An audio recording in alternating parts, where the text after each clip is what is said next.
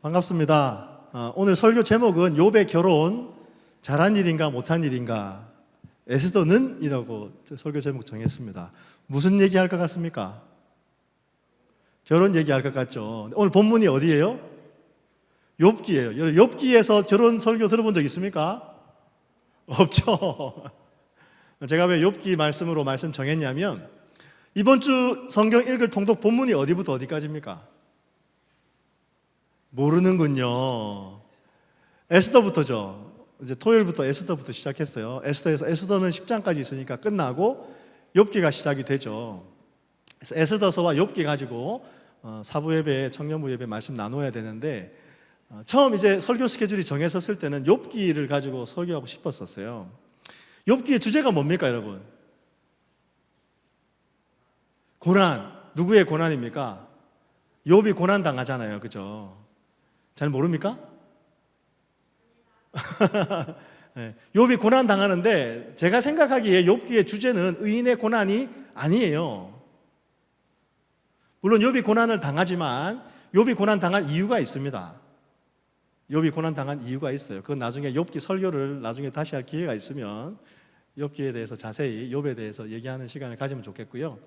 근데 이제 또 마침 청년부에서 비전 청년부에서 말씀을 전하기 때문에 제가 새벽에 나와서 하는 기도했어요. 하나님, 내가 어떤 말씀으로 에스더냐, 욥기냐, 에스더나 욥기나 어떤 말씀으로 사부예배 말씀 전하면 좋겠습니까라고 기도하는 중에 마음에 드는 생각은 욥기 2장에 있는 이야기로 말씀을 나누고자 하는 마음을 주셨어요.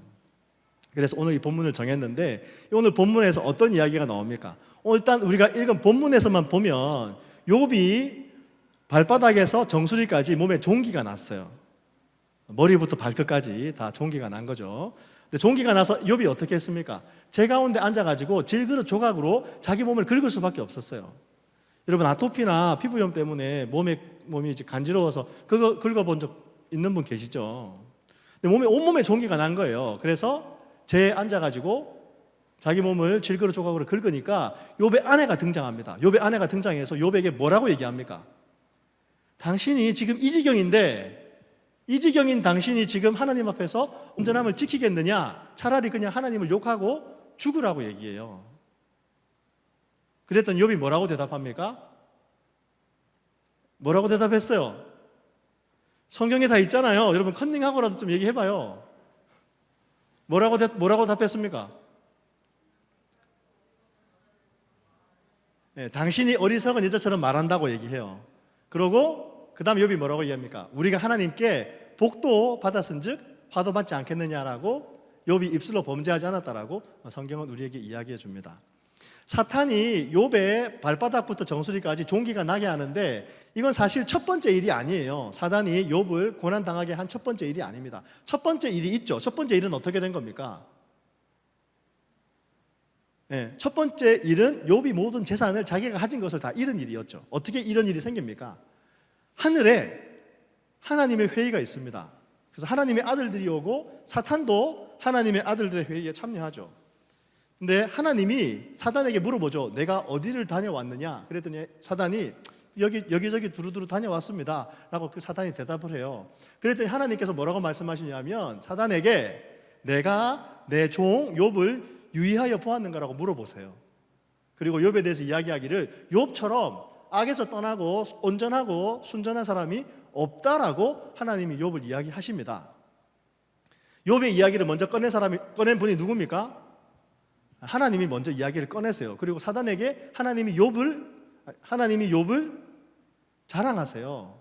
욥처럼 믿음 좋은 사람이 없다. 욥처럼 온전한 사람이 없다. 사단, 너는 이렇게 여기저기 돌아다니고 있지만 너 제발 욥 좀 봐라. 욥만큼 그렇게 믿음 좋은 사람이 없는데 너는 뭐 하느냐라고 하나님 말씀하시진 않지만 하나님께서 사단에게 욥을 자랑하신 이유는 어떤 마음도 있으시겠습니까? 이 속썩이는 사단, 욥 좀 보라고 하나님 말씀하신 그런 마음도 있으시겠죠. 그랬더니 사단이 뭐라고 이야기합니까? 하나님, 어찌 욥이 까닭 없이 이유 없이 욥이 하나님을 섬기겠습니까? 이유가 있을 겁니다. 왜냐하면 하나님이 욥의 모든 생활에 울타리를 쳐주셔서 그를 보호하시고 그에게 복 주셔가지고 그가 많은 재산을 얻었기 때문에 그 많은 재물 때문에 욥이 하나님 섬기는 것 아닙니까? 라고 사단이 하나님께 물어봤어요. 그럼 하나님이 뭐라고 답하셔야 되겠습니까? 그렇다 그렇지 않다라고 답하실 수가 없죠. 하나님이 뭐라고 답하십니까? 그러면 욥이 가지고 있는 재산을 다 가져가 봐라. 대신 욥에게는 손대지 마라 라고 하나님께서 사단에게 허락하셨어요. 그랬더니 사단이 가서 어떻게 합니까? 욥이 가진 모든 재산들을 다 없이 하고 욥의 자녀들도 한 집에 모여서 먹고 마시고 즐겁게 놀고 있는데 기둥이 무너져가지고 욥의 7 아들 세 딸이 한날 한시에 다 죽습니다. 그리고 그 소식을 욥의 종들이 욥에게 차례차례 전해주죠. 그때 욥이 어떻게 합니까? 욥이 어떻게 하냐면 자기 머리털을 밀어요. 겉옷을 찢어요.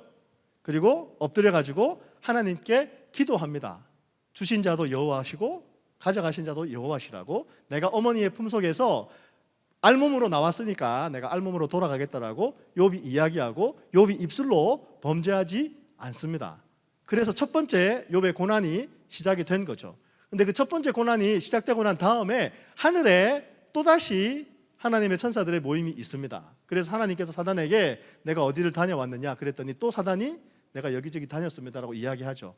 그래서 또 하나님이 또 내가 내 종 욥을 유효해 봤느냐, 내가 나를 격동해서 욥이 시험을 당했지만 욥은 순전함을 지켰다라고 하나님 말씀하시자 사단이 또 어떻게 이야기합니까? 하나님께 사람이 자기의 생명으로 자기의 생명을 바꿉니다. 지금 재산을 잃었지만 만약 욥이 자기의 건강을 잃으면 분명히 욥이 하나님을 저주하고 죽을 겁니다라고 사단이 이야기하죠. 그래서 하나님 어떻게 하십니까? 네 말이 맞다, 네 말이 틀렸다라고 하나님 답하실 수가 없죠. 그래서 하나님께서 그러면 내가 가서 욥의 건강을 가져가 봐라. 대신 욥의 생명은 건드리지 말라고 하나님 말씀하셨으니까 사단이 가서 욥의 머리부터 발끝까지 다 종기가 나게 한 거예요. 그랬더니 어떻게 됩니까? 종기가 나서 너무 가려우니까 욥이 재에 앉아서 여러분 재 아시죠? 애쉬 재에 앉아가지고 자기 몸을 가려운 곳을 질그릇 조각으로 긁으면서 있었던 거예요. 근데 욥의 아내가 그 광경을 보고 어떻게 한 겁니까? 당신이 지금 모든 재산 잃고 아들, 딸 다 잃고 건강까지 잃었는데 그럼에도 불구하고 하나님 앞에서 온전함을 지키겠느냐, 그냥 하나님 욕하고 죽으라라고 욥의 아내가 이야기합니다. 욥이 어떻게 답합니까? 물론 이제 우리 세 번역에는 당신의 말이 어리석은 여자의 말과 같다라고, 아니죠, 개역 개정에서 그렇게 돼 있죠. 당신의 말이 어리석은 여자의 말과 같다라고 욥은 대답해 주죠. 욥도 보면 참 대단해요. 사실은 여러분 같으면 어떻게 하시겠어요? 여러분이 자식이 없으니까 만약 결혼했는데 재산을 다 잃었어요. 건강도 잃었어요. 건강까지 잃었어. 막 암에 걸려가지고 곧 죽을 것 같아요. 그런데 여러분의 배우자가 어떻게 믿음을 지킬 수 있냐고, 당신 하나님한테 이렇게 고난당하는 거 아니냐고, 그냥 하나님 저주하고 죽으라라고 얘기하면 여러분 같으면 뭐라고 그 배우자에게 이야기하겠어요? 자기의 남편이, 자기의 아내가 그렇게 얘기하면 여러분 같으면 뭐라고 얘기하시겠어요? 지금 불난데 부채질 하냐고, 불난데 부채질 하냐, 불난데 기름 붓냐고, 당신 지금 나랑 싸우자는 얘기냐고, 그렇게 할 수 있겠죠. 근데 욥은 그렇게 하지 않습니다. 욥은 어떻게 대답하냐면 당신의 말이 어리석은 여자의 말과 같다라고 그렇게만 얘기해요. 아내의 인격에 대해서 바로 공격하지 않습니다. 당신이 어떻게 그럴 수 있냐고 얘기하지 않아요. 그냥 당신의 말이 어리석은 여자의 말과 같다라고 그냥 그렇게 이야기하는 것으로 끝이 나는 것을 성경을 통해서 볼 수 있습니다. 하나님이 사람에게 원하시는 게 뭘까요, 여러분? 하나님이 사람에게 원하는 것, 하나님이 여러분에게 원하는 게 뭘까요? 하나님이 여러분에게 뭘 원한다고 생각하세요? 몰라요? 사랑. 하나님이 여러분의 사랑을 원한다. 좋은 대답입니다. 그래요, 맞아요. 또 하나님이 여러분에게 원하는 게 뭘까요? 여러분이 어떻게 되면 좋으실 것 같으세요? 하나님이 하나님은 여러분이 행복하기를 원해요. 은비는 저기 목자 부목자 수련회 엄마 아빠 따라가가지고 김태현 목사님 설교를 들었기 때문에 답을 이미 알고 있어요. 그래가지고 답을 얘기한 거예요. 물론 평소에도 똑똑하지만. 우리 김태형 목사님, 우리 목자 부목자 수련회 때 강사로 왔던, 물론 이번에는 여러분 다 참석 못했더라고요. 작년에는 왔었는데 올해는 이제 금요일 날 여러분 금요 집회도 있고 해서 토요일 날 2분만 왔던데 누가 왔었어요? 토요일 날. 토요일 날. 그치, 지은이도 왔었고. 예. 토요일 날 온 사람 왔던데 토요일 날 김태현 목사님이 강사로 오셨는데 강사님께서 오신 목자 부목자님한테 물어본 거예요. 하나님께서 우리에게 원하는 게 뭐냐? 근데 정답은, 그분이 생각하는 정답은 우리의 행복을 원하신다는 거예요. 우리의 행복을 원하시는데 중요한 거는 우리가 생각하는 행복의 방법하고 하나님이 생각하는 진짜 행복의 방법하고 조금 다를 수 있기 때문에 문제가 있는 거죠. 여러분, 행복은 어떻게 하면 행복합니까? 여러분, 언제 행복해요? 언제 행복해요? 원하는 게 이루어졌을 때, 먹을 때 행복하죠. 먹을 때 행복하지. 예. 또 언제 행복합니까? 우리에게 기본적으로 요구되어지는 그런 본능이 충족되어질 때 우리가 행복하죠. 생존의 본능이 충족되어질 때, 또 뭐 식욕이나 욕구의 본능들이 충족되어질 때 행복합니다. 또 어떤 것을 소유했을 때도, 어떤 게 이루어졌을 때도 우리가 행복하죠. 근데 가장 중요한 것은 하나님께서는 우리 인간이 관계 가운데 행복을 얻도록 만들어 놓으셨어요. 여러분, 경험해 봐서 아실 거예요. 내가 무엇을 성공하고 무엇을 이루어도 거기에 대해서 나에게 이야기해 주는 사람이 없으면 여러분, 그 행복이 오래가지 않습니다. 그렇지 않아요? 하루 즐거우려면 어떻게 해야 돼요? 이발을 해야 돼요. 일주일 즐거우려면 어떻게 해야 돼요? 차를 사야 돼요. 한 달 즐거우려면 어떻게 해야 돼요? 집을 사야 돼요. 1년 즐거우려면 어떻게 해야 돼요? 결혼하래요. 세상이 하는 얘기입니다. 세상이 하는 얘기예요.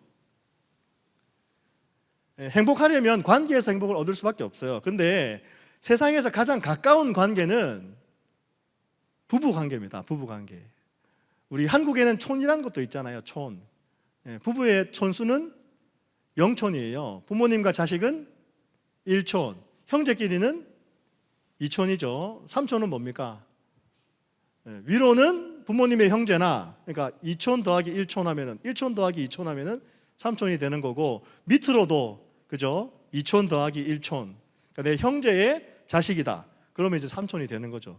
4촌은 당연히 뭐 촌수가 멀어지면 멀어지는 거잖아요. 근데 부부 관계는 0촌입니다. 0촌 안에서, 부부 관계 안에서, 결혼 관계 안에서 행복을 얻으면 좋을 텐데 사실 그게 그렇게 쉽지가 않습니다. 여러분들은 잘 모르겠지만 쉽지가 않아요. 왜냐하면 어떻게 알 수 있어요? 결혼한 사람들이 다 행복한 게 아닙니다. 말하기 좋아하는 사람들이 역사상에 있는 3대 악처에 대한 얘기도 하잖아요.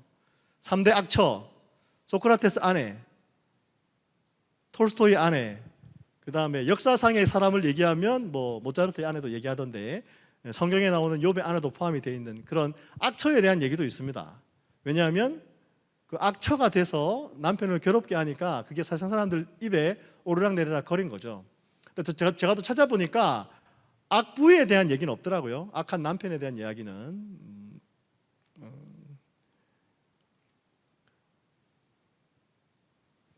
톨스토이가 안네 까레니다라는 책을 썼는데 그 책 서두에 보면 행복한 가정은 서로가 비슷한 이유로 행복한데 불행한 가정은 각자의 이유로 불행하다는 그런 얘기를 처음에 서두로 그 소설을 시작합니다.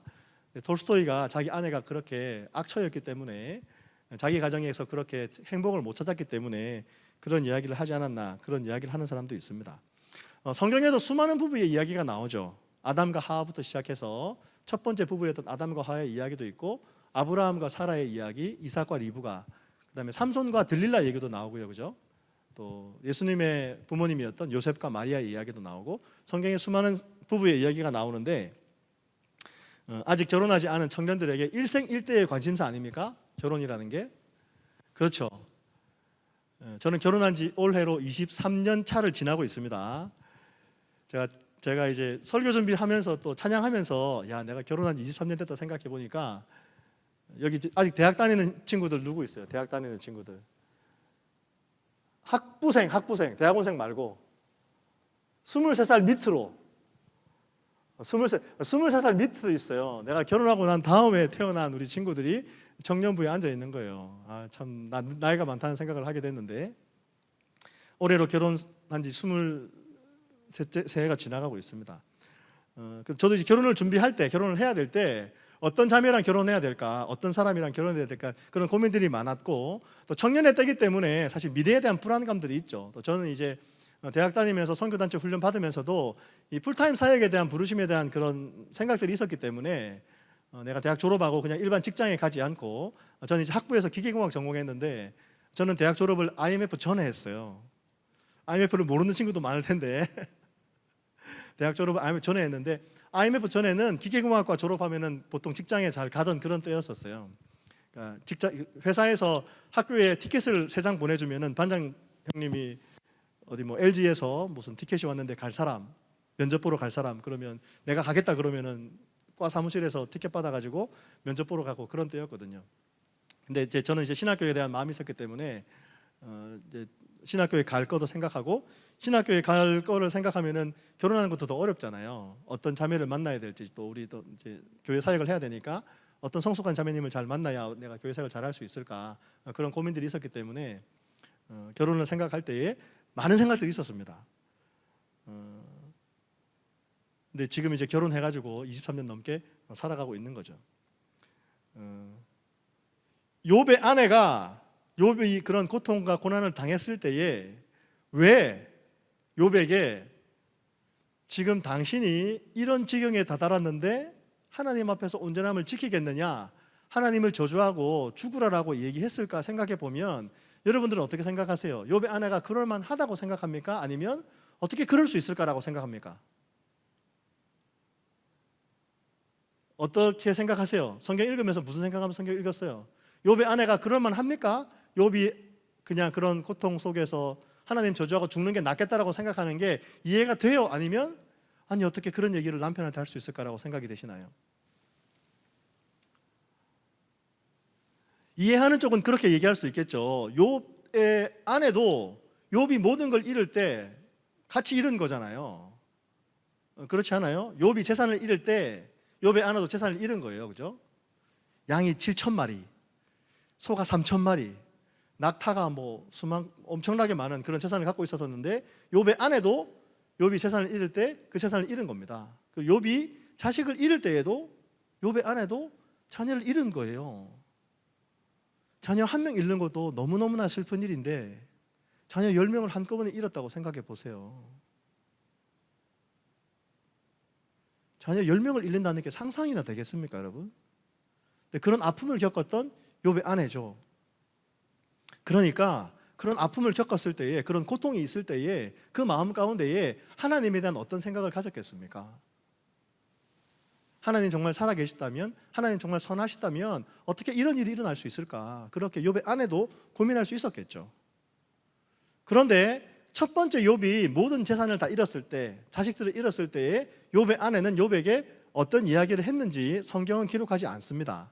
그런데 두 번째, 욥이 건강을 잃었더니 욥의 아내가 욥에게 지금 당신이 온전함을 지키려고 합니까? 그러지 말고 차라리 하나님 저주하고 죽으라고 얘기해요.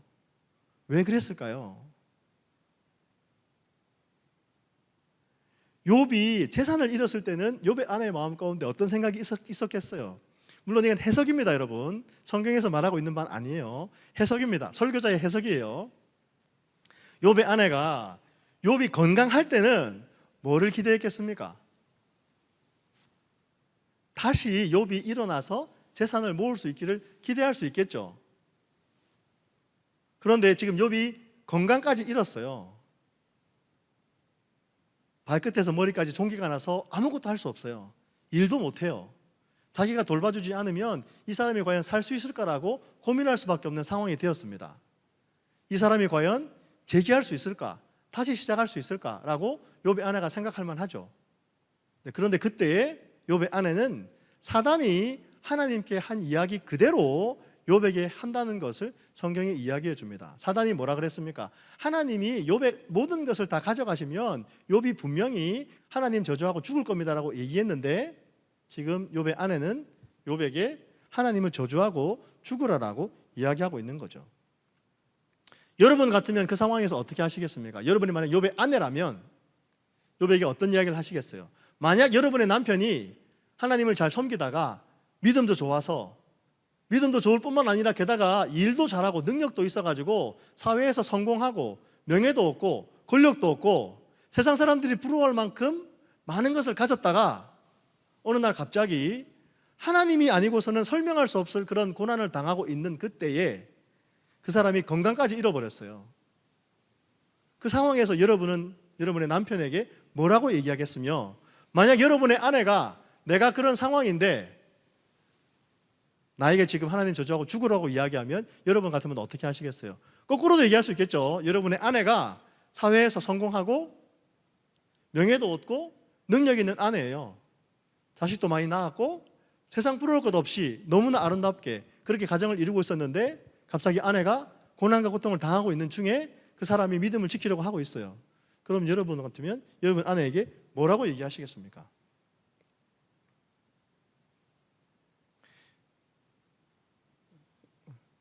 자기 속마음의 소리가 들리나요?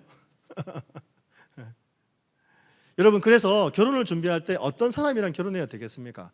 욥이 과연 결혼을 잘한 겁니까? 못한 겁니까? 욥만 생각해 보면 나를 생각하는 건 너무 멀게 느껴지니까, 여러분 아직 결혼도 안 했는데 나를 생각하기 너무 멀게 느껴지니까 과연 욥은 결혼을 잘한 거예요? 못한 거예요? 욥은 믿음을 지키려고 하는 마음이 있는데 욥의 아내가 그 믿음을 지켜줄 수 있도록 도와줬습니까? 못 도와줬습니까? 못 도와줬어요. 그럼 욥이 결혼을 잘한 거예요? 못한 거예요? 잘한 거예요? 못한 거예요? 못한 거예요? 못한 거예요? 성경은 욥이 결혼을 잘했는지 못했는지는 이야기하지 않습니다. 대신 욥은 그냥 자기 아내에게 당신의 말이 어리석은 여자의 말과 같다라고 이야기하죠. 그런데 또 하나 욥기에서 재미있는 사실은 하나님께서 욥의 고난을 다 회복시키시고 난 다음에 욥에게 다시 재산을 2배로 갑절로 갖게 하시고 또 아들 7과 딸 3을 낳게 하십니다. 얻게 하세요. 그리고 성경은 욥의 딸의 세 딸의 이름이 여미마, 그시야, 게레나북인데 그 3딸이 너무나 이뻤다라고 성경은 기록해 주고 있습니다. 너무 이쁘다고 막 소문이 난 거예요. 막 온 땅에. 그리고 나중에 42장 마지막에 욥이 기간이 차서 죽었다라고 성경은 얘기하고 있죠. 그러면 여러분, 욥이 세상가를 갔을까요? 세상가를 안 갔을까요? 이전에 본초랑 다시 다 회복되고 난 다음에 결합해서 다시 가정을 이루어서 가정을 회복해서 다시 아들 7과 딸 3을 낳았을까요? 아니면 본처는 어디 다른 데 가고 없어지고 도망갔든지 죽었든지 없어지고, 아니면 새로운 아내를 얻어서 아들 7과 딸 3을 낳았을까요?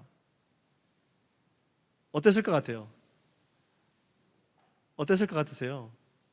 정답은 없습니다. 왜냐하면 성경이 말해주지 않기 때문에. 성경이 말해주지 않죠. 그 본처랑 다시 아이를 낳았는지 아니면 새로운 아내를 얻었는지 성경은 말해주지 않습니다. 그런데 또 성경이 재미있는 사실이 있죠. 욥이 고난을 당했다는 사실을 알고 욥의 세 친구가 멀리에서 찾아오죠. 대만에서 다 찾아오잖아요. 멀리 찾아와요. 그리고 욥을 만나서 일주일 동안 아무 말 없이 욥의 고통을 공감하고 아무 얘기 없이 있다가 욥기 3장부터 욥이 자신이 태어난 날을 한탄하고 그렇게 고난에 대해서 이야기하니까 욥의 친구들이 어떻게 합니까? 욥의 친구들의 포인트는 욥, 네가 잘못했으니까, 네가 죄지었으니까 하나님에게 고난을 당하는 거야 라는 얘기를 계속 하잖아요. 그리고 욥은 그렇지 않다라고, 나는 범죄하지 않았다고, 나는 하나님 앞에서 온전함을 지키려고 했다고, 그런데 내가 이렇게 고통당하고 있으니까 나는 하나님과 좀 만났으면 좋겠다, 하나님과 변론했으면 좋겠다, 도대체 내가 뭘 잘못했길래 이런 고난을 주시는지에 대해서 하나님에게 직접 들어봤으면 좋겠다는 얘기를 계속 욥이 하잖아요. 그리고 나서 엘리후가 등장하고 엘리후와 변론하고 난 다음에 하나님이 욥에게 나타나셔서 욥이 아무것도 모르면서 한 이야기에 대해서 하나님 말씀하시고 난 다음에 세 친구에게 뭐라고 말씀하십니까? 너희가 한 이야기가 욥의 말과 같지 않고 너희가 한 말은 틀렸으니까 욥에게 기도하게 해서 너희의 죄를 용서함 받으라라고 하나님 말씀하시죠. 그래서 욥이 친구들을 위해서 기도합니다. 근데 욥기에 욥의 아내가 한 말에 대해서 하나님은 욥에게 아무런 말씀도 하시지 않으세요. 하나님 저주하고 죽으라라는 것이 하나님 앞에서 만약 잘못한 것이고 범죄한 것이고 용서받아야 할 죄면 하나님께서 욥에게 내 아내를 위해서 기도하라고 말씀하실 수도 있잖아요. 그런데 욥기에는 그런 내용은 기록되어 있지 않습니다. 그럼 그게 뭘 말하겠어요? 욥의 아내가 욥이 모든 것을 회복할 그때에 욥 곁에 있었을까요? 없었을까요? 성경은 말해주지 않지만 없었을 것 같다라는 생각을 할 수 있겠죠.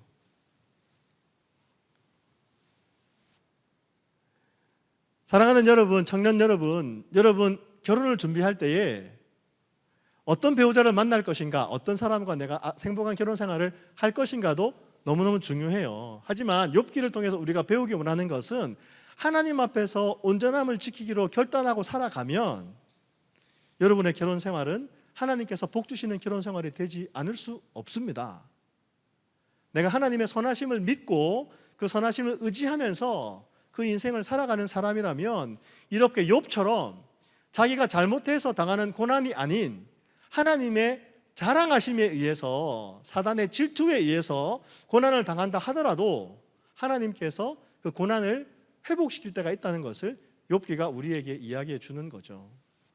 그래서 오히려 청년들에게 제가 이야기해 드리고 싶은 것은, 여러분 하나님을 알고 하나님의 선하심 때문에 우리의 믿음이 온전해질 수 있도록 여러분의 청년 때에 믿음을 키워나가는 것이 여러분에게 더 필요합니다.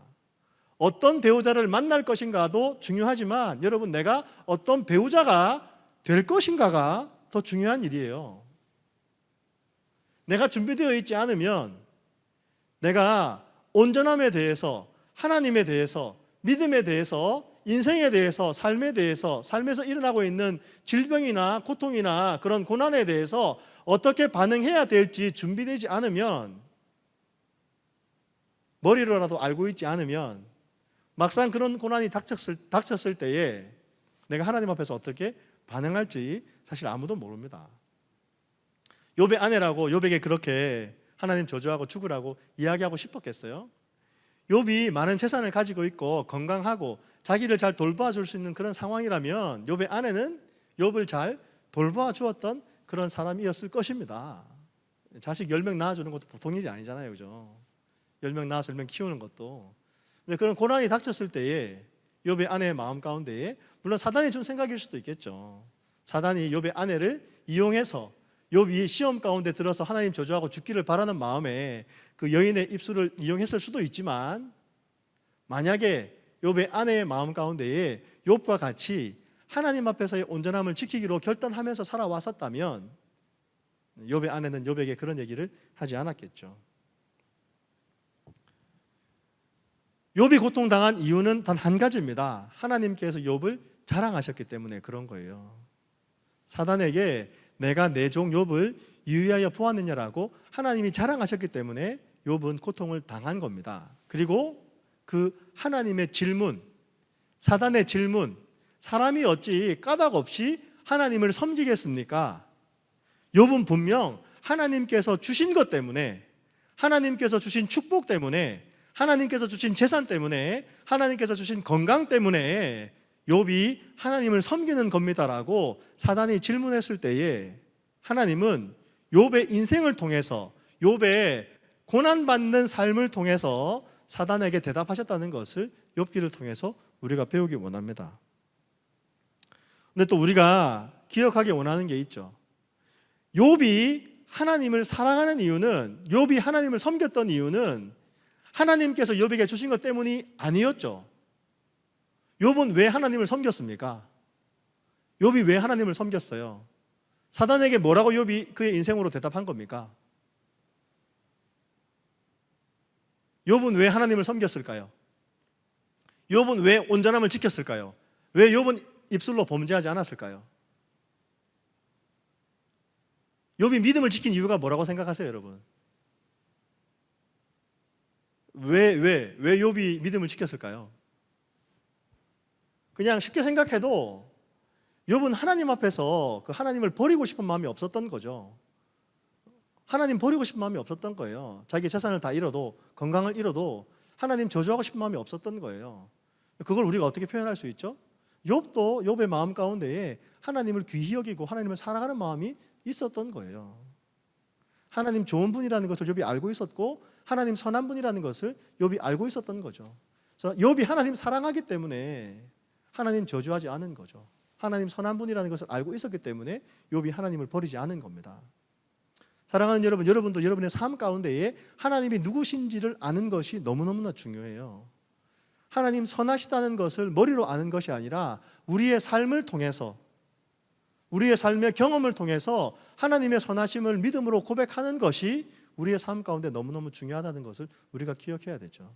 근데 우리가 그 하나님의 선하심을 우리가 어떻게 알 수 있습니까? 하나님의 선하심을 우리가 어떻게 알 수 있죠? 하나님 우리에게 하나님 선한 분이라는 것을 어떻게 보여주셨습니까? 여러분의 삶의 경험으로 수많은 것을 보여주셨지만 여러분 지금 이렇게 건강하게 여기 앉아가지고 예배드리고 있는 것 자체도 하나님의 선하심일 수 있죠. 근데 너무 이제 각자에게 개인에게 있는 그런 얘기일 수 있으니까 하나님의 선하심을 보여주신 가장 극적인 사건은 뭡니까? 하나님께서 예수님께서 우리를 대신해서 십자가에 죽으셨다는 것이 하나님의 선하심을 가장 분명하게 보여주는 거죠. 인간도 하나님께 질문할 수 있죠. 사단이 하나님께 욥이 어찌 까닭 없이 하나님을 섬기겠습니까? 라고 질문한 것처럼 우리도 하나님께 하나님 왜 우리를 사랑하십니까? 라고 질문할 수 있습니다. 잘 되고 있을 때에도 잘 되고 있을 때 너무너무 기뻐해서 감사해서 그런 질문 잘 안 할 수 있겠지만 어려움 당할 때, 힘들 때, 시도하는 것마다 잘 안 될 때, 몸도 막 안 좋아지고 건강도 나빠지고 힘든 일, 어려운 일 있을 때 하나님 정말 나를 사랑하십니까? 라고 질문할 수 있고 하나님 왜 나를 사랑하시냐라고 질문할 수도 있는 거죠. 그럴 때마다 하나님께서 우리에게 하시는 말씀은 십자가가 나의 사랑의 표현이다라고 예수님 우리에게 말씀하시는 것을 기억하는 우리가 되기를 주의 이름으로 축원합니다. 십자가가 분명한 하나님의 사랑의 표현이에요. 내가 내 아들을 주기까지, 내가 내 아들을 너희를 위해서 주기까지, 내 아들을 죽이기까지 사랑한다라고 하나님 보여주시는 것이 예수님의 십자가입니다. 십자가에서 고통당하는 예수님께 내가 하나님의 아들이면 그 십자가에서 내려오라라고 사람이 이야기했을 때에 예수님은 그 십자가에서 내려오시지 않으셨어요. 내려오실 수 있는 분이죠. 지금이라도 천사를 보내어서 예수님을 잡으러 온 군대들을, 그 대제사장의 졸개들을 다 물리칠 수 있는 분이 예수님이셨지만 예수님은 그렇게 하지 않으셨습니다. 내가 하나님의 아들이면 내려오라라고 말하는 그들 앞에서 예수님은 저들의 죄를 용서해 달라고 기도하셨던 분이 예수님이세요. 그래서 예수님은 까닭 없이 우리를 사랑해 주시는 겁니다. 우리가 부족해도, 우리가 하나님 잘 몰라도, 우리가 하나님 막 떠날 것처럼 하나님 앞에서 투정 부려도 내 인생 가운데 잘 안 돼서 다른 친구들은 다 잘 되는 것 같은데 나는 잘 안 되고 힘들고 다른 애들은 막 풍성하게 풍족하게 부모님 주시는 거 가지고 잘 사는데 나는 이렇게 고생하면서 유학생활 하는 것 같을 그때에도 하나님께 질문하면 하나님은 내가 너희를 사랑한다는 것을 나는 십자가로 내 아들 예수를 죽임으로 너에게 보여주었다라고 예수님 우리에게 말씀해 주시는 줄 믿습니다. 그 믿음을 가지고 여러분 마음 가운데 온전함을 지키면서 평생을 살아가기를 주의 이름으로 축복합니다. 그 온전함이 있으면 어떤 고난이 있어도 어떤 어려움이 있어도 혹시나 하나님께서 여러분을 사단 앞에서 자랑한다 하더라도 사단이 여러분의 삶과 여러분의 신앙과 여러분의 믿음을 질투하여서 하나님 어찌 누구누구가 까닭 없이 하나님 섬기겠습니까? 하나님 주신 것 때문에 하나님 섬기는 거 아닙니까? 라고 사단이 하나님께 격동한다 하더라도 그래서 그 사단에 대한 질문에 대해서 하나님께서 여러분의 삶으로 답한다 하더라도 여러분은 욥과 같이 온전함을 지킬 수 있는 사람으로 살아갈 수 있을 줄 믿습니다. 그리고 그 시험이 끝이 나면 하나님은 약속해 주세요. 잃어버렸던 재산은 갑절로, 잃었던 자녀들은, 아들과 딸은 똑같이 아들 7, 딸 3, 다 완전수잖아요. 7도 그렇고 3도 그렇고 다 완전하게. 또 자기가 낳은 딸이 세상에서 소문난 만큼 아름다운 딸이 될 거라고. 딸이 이쁘려면 어떻게 돼야 돼요? 딸이 이쁘려면 어떻게 돼야 돼요? 엄마가 예뻐야죠. 물론 아빠도 예뻐야 되지만 첫째 딸은 아빠 딸이죠. 첫째 딸로 나오면 보통 아빠를 많이 닮더라고요. 그죠?